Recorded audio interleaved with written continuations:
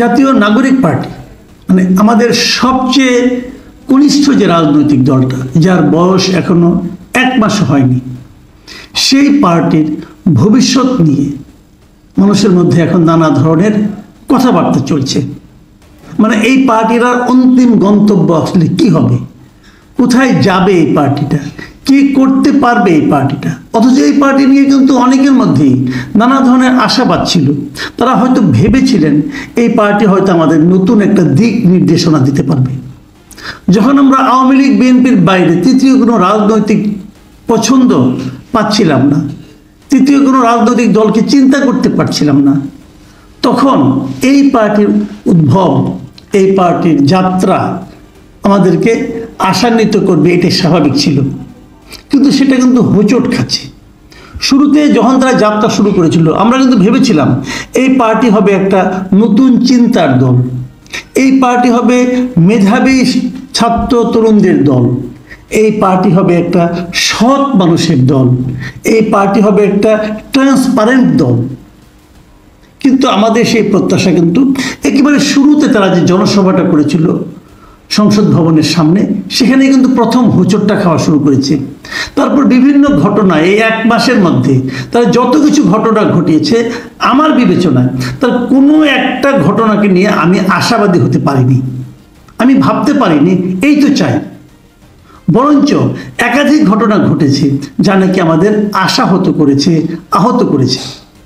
সর্বশেষ যে ঘটনাটা নিয়ে আজকে আলোচনা করব সেটা হলো 2 দিন আগে, গত শুক্রবার, ওনাদের একজন নেতা হাসনাত আবদুল্লাহ যে স্ট্যাটাসটা দিয়েছিলেন সেনাবাহিনীকে নিয়ে, মানে ক্যান্টনমেন্ট নিয়ে, সেটাকে কেন্দ্র করে যা যা ঘটনা ঘটেছে সেটা দিকে আপনাদের একবার তাকান। আমি আজকে সোশ্যাল মিডিয়ায় একটা ফটো কার্ড পেলাম। সে ফটো কার্ডের উপর লেখা দৈনিক ইত্তেফাক, নিচে লেখা ইত্তেফাক.com.bd। আমি জানি না এটা ইত্তেফাকের কিনা, কারণ আমি আসলে অতটা খোঁজ দেওয়ার সময় পাইনি। আমি দেখেছি এবং আমি ইত্তেফাকের নাম নিয়ে বলছি না। যে ফটো কার্ডটা আছে, আমি গেলে ফটো কার্ডে কি লেখা আছে সেটা আপনাদের দেখাচ্ছি। কি লেখা আছে? 4 জন নেতার ছবি দেওয়া হয়েছে। এই 4 জনই হলো এই জাতীয় নাগরিক পার্টির। সবচেয়ে উপরে হাসনাত আবদুল্লাহ একটা বক্তব্য, ক্যান্টনমেন্টে আওয়ামী লীগকে পুনর্বাসনের পরিকল্পনা চলছে। তার নিচে সার্জিস আলমের একটা বক্তব্য, হাসনাত যেভাবে সেনাপ্রধানের বক্তব্যকে রিসিভ করেছে আমার কিছুটা দ্বিমত আছে। তার নিচে আব্দুল হান্নান মাসউদের একটা মন্তব্য, হাসনাত বা সার্জিস 2 জনের একজন মিথ্যা বলছেন। তার নিচে আরো একজনের বক্তব্য, নাসিরউদ্দিন পাটোয়ারির একটা বক্তব্য, হাসনাতের বক্তব্য সোশ্যাল মিডিয়ায় আসা উচিত হয়নি।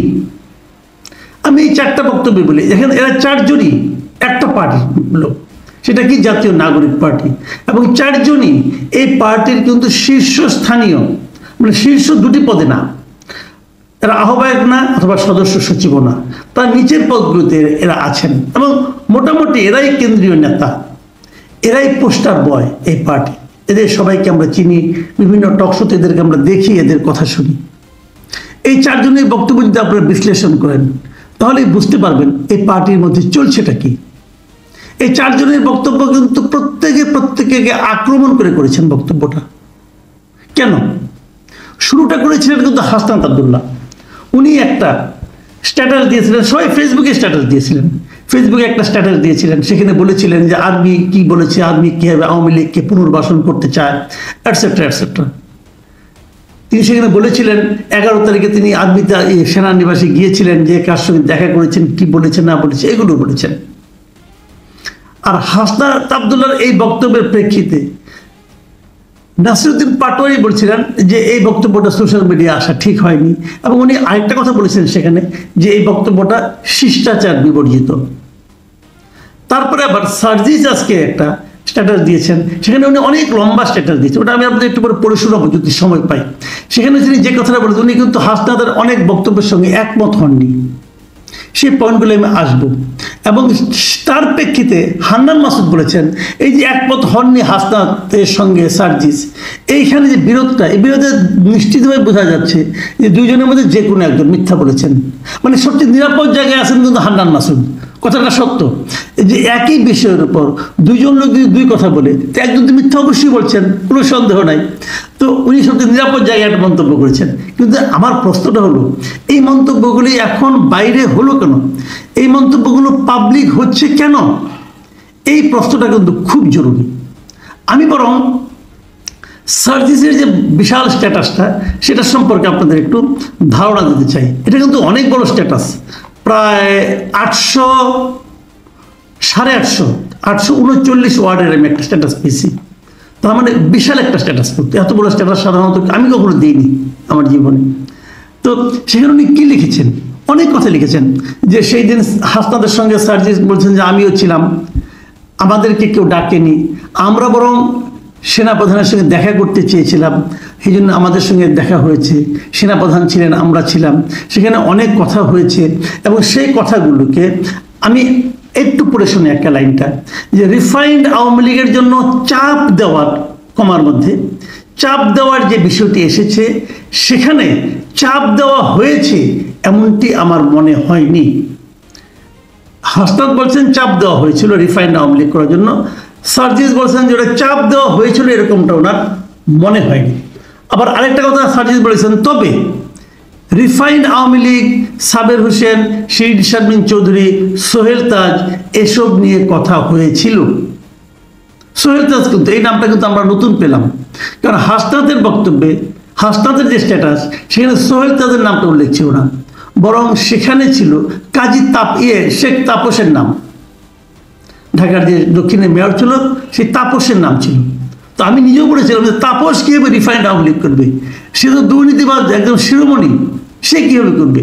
যাক, এখন আবার সার্জিস বলছেন যে না সোহেল তাজের কথা বলছেন, তো এই জায়গাটা কিন্তু মিলছে না, এরকম হতে পারে।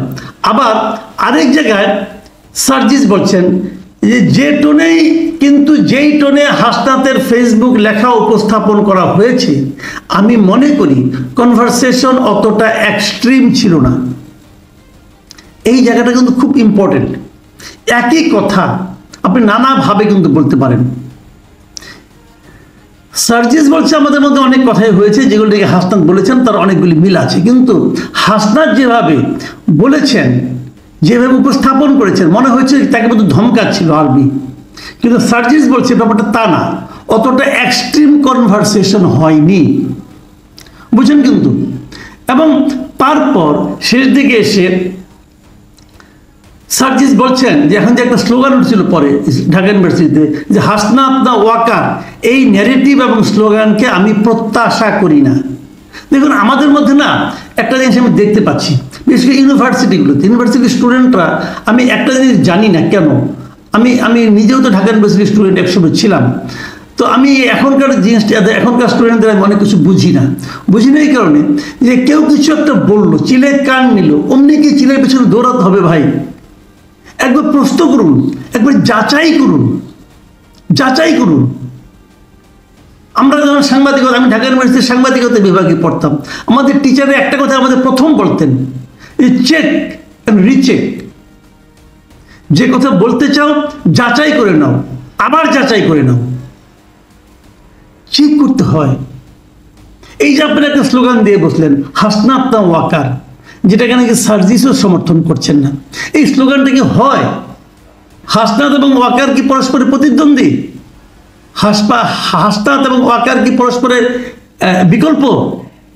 যদি ওয়াকার সাহেব চলে যান, ওখানে কি যে হাসনাত বসবেন, নাকি হাসনাত সাহেব চলে গেলে তার জায়গায় এসে ওয়াকার সাহেব বলবেন? তো হাসনাত না ওয়াকার, এই ন্যারেটিভ, এই স্লোগান কেন আপনারা কেন দিচ্ছেন? এই স্লোগান একবারও কি চিন্তা করছেন এর মাধ্যমে আপনারা কার উপকার করছেন? আপনারা মনে করতে পারবেন প্রথম ওয়াকারুজ্জামান সম্পর্কে প্রথম এই অশ্রদ্ধা ভরা কথাবার্তা কে বলেছিলেন? ওই যে প্যারিসে থাকেন এক ভদ্রলোক, যাকে আমি ইদানিং নাম উচ্চারণ করতে চাই না, যাকে আমি ইদানিং ব্রাহ্মণ পীর বলি, ব্রাহ্মণ বংশীয় পীর উনি এই ওয়াকার সাহেবকে নিয়ে যে পরিমাণ গালাগালি, অশ্লীল কথাবার্তা বলেছেন, বলেন এর নেট রেজাল্টটা কি?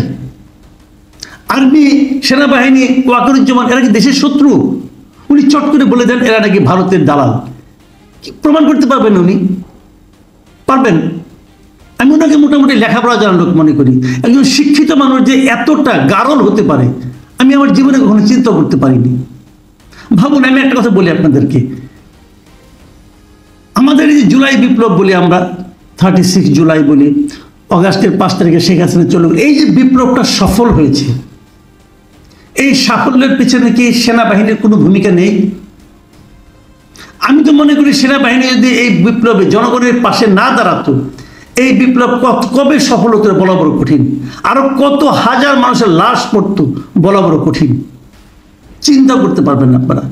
আমি একটা কথা বলি, জনগণের এই ভূখণ্ডে জনগণের কোনো বিপ্লব একা একা সফল হয়নি।